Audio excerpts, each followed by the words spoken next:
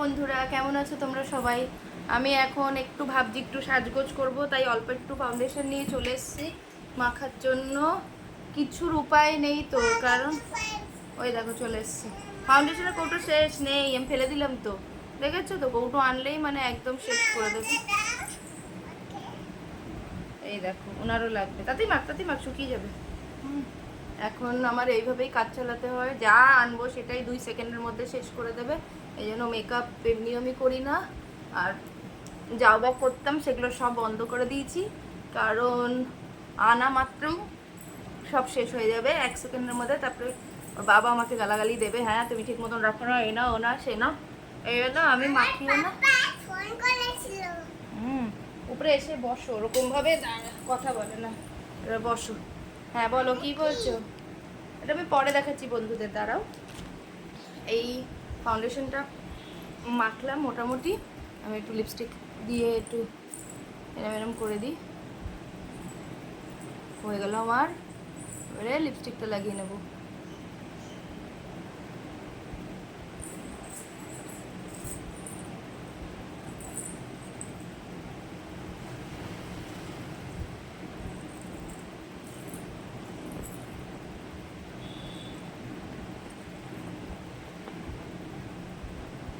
বা লিপস্টিকটা শক্ত হয়ে গেছে।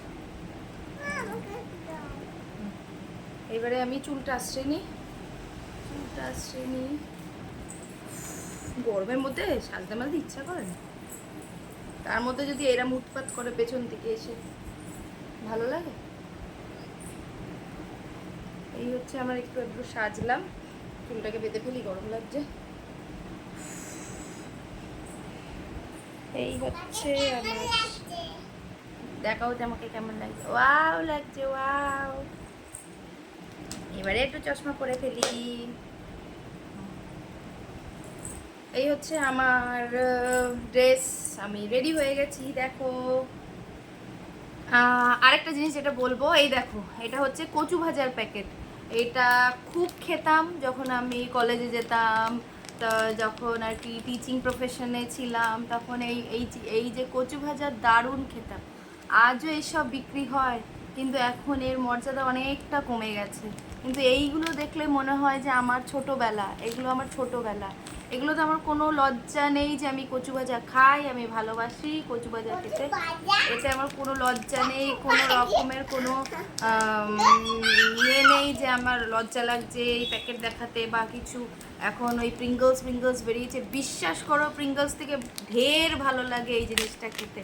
আমি ভীষণ ভালোবাসি এটা খেতে। এই যে কচু ভাজা, তোমরা খাবে? আসো,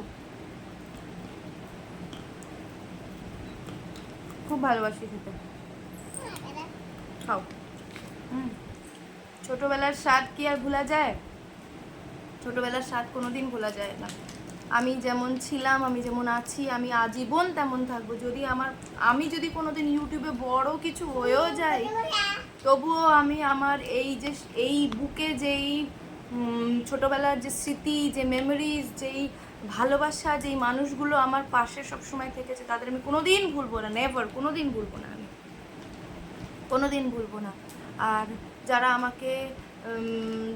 আমাকে পথ চলতে সাহায্য করেছে, যারা আমাকে পথ চলতে আমাকে বুঝিয়েছে যে আমি তোর পাশে আছি, বিশ্বাস করো কোনোদিন তাদেরকে আমি ভুলবো না। আমি আজও যেমন, আমি 10 বছর আগেও যেমন ছিলাম, আমি আজও তেমন আছি। আমি আগামী 10 বছরেও যদি আমি খুব বড়লোক হয়ে যাই বা আমার কাছে প্রচুর পয়সা হয়ে যায়, তবুও আমি এরমই থাকবো। এই ইউটিউবটা কেন শুরু করেছি জানো? ইউটিউবটা শুরু করেছি কারণ একটা স্বপ্ন নিয়ে, একটা কি বলবো, একটা মনের একটা ইচ্ছা নিয়ে, যে যদি আমি কোনোদিন কিছু করতে পারি, তাহলে আমি আমার মাটাকে একটু দেখবো, আমি আমার মার মুখে হাসি ফেরাবো, যে সারা জীবন বলে গেছে যে অতটা নষ্ট করিস না, বা ডাল ফেলে দিস না, দিয়ে আমি খেয়ে নেবো, বাসি ভাতটা সে খেয়েছে, তার যেন সারা জীবন ওই অভাব, ওই টান যেন না থাকে লাইফে। সে যেন বলতে পারে যে আছে, আমার কাছে অনেক আছে। তার জন্য সারা জীবনের মতন ওই হিসাব কিস্তাব সে যেন হিসাব না করতে হয় তার। সে যেন দেখে যে আমার বাচ্চার কাছে, আমার মেয়ের কাছে অগাধ আছে, অগাধ আমি নষ্ট করার কথা বলছি না, যে রান্না করলাম ফেলে দিলাম সেটার কথা আমি বলছি না। আমি বলছি যে তার মাথায় যে সবসময় একটা এই বাঁচাতে হবে, এইটা বাঁচি ওইটা করতে হবে, এখান থেকে নিয়ে ওখানে রাখতে হবে, মালা, আমার মা বলতো মালাতে ঠুলা করি ঠুলাতে মালা করি, এই জিনিস যেন আমার মা না করতে হয়। আমি যেন দেখতে পারি যে সে চুপ করে বসে আছে, তার আশেপাশে লোকজন কাজ করছে, তাকে দুমুঠো খেতে দিচ্ছে শান্তি মতো, নিশ্চিন্তে, নিজ ভাবনায়। আমার মা জানো তো অনেক পড়ালেখা জানে, পলিটিক্যাল সায়েন্স অনার্স গ্র্যাজুয়েট, কিন্তু কপাল ফেরে এমন হয়েছে যে আমার মার সুখ শান্তি কিচ্ছু নেই। সে চায় একটু কবিতা পাঠ করতে, আবৃত্তি খুব ভালোবাসে, সে চায় আবৃত্তি পাঠ করতে, কাউকে শেখাতে, নিজের জ্ঞানটা কাউকে দিতে, কিন্তু একটার পর একটা আমার মা লেগেই আছে যে মানসিক শান্তি তার নেই। সে হয়তো খাচ্ছে, সে হয়তো বেঁচে আছে, কিন্তু তার মানসিক শান্তি নেই। মানসিক শান্তি, যে মানুষের মানসিক শান্তি থাকে না, তার আমার মনে হয় তার নুন ভাত খেলেও তার চলে যায়, কিন্তু আমার মায়ের মানসিক শান্তি নেই। সেই ঈশ্বরের কাছে বলি, ঠাকুর ওই মানসিক শান্তিটা আমার মাকে দিও।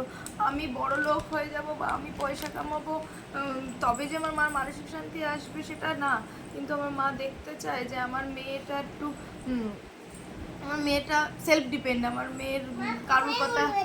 বাবা হাত ধুতে হবে শোনা, তুমি নেমে ওই বোতলটা দিয়ে একটু হাত দাও, অল্প একটু জল দিয়ে। এই আর কি, একটা কথা বলতে গিয়ে কোথায় ঢুকে গেলাম। তো তাই ভাবছি যে যদি কোনোদিন কিছু করতে পারি, আমি আমার পাশে যে মানুষ, আমার মা অনেক ছোটোবেলায় আমরা বাবা হারিয়েছি, আমার মা যেভাবে আমাদের মানুষ করেছে আমি কোনদিন সেটা ভুলতে পারবো না। আর আজ যদি কোনোদিন তার জন্য কিছু করতে পারি, তাহলে আমি মনে করবো যে আমি ধন্য, আমি সন্তান হিসেবে ধন্য হব। ভালো থাকো সবাই। আর তোমাদের সামনে আমি একটু সেজে বুঝে কোনো সময় আসবো, কিন্তু পেরে উঠি না দেখে হয়ে ওঠে না। তোমরা আমাকে জানিও আমাকে চশমা পরে কিরম লাগছে। কচু ভাজাটা খাই, হ্যাঁ, আবার তোমাদের সাথে দেখা হবে, বাই, নেক্সট ব্লগে দেখা হবে। আমাকে সাবস্ক্রাইব করতে ভুলো না কিন্তু।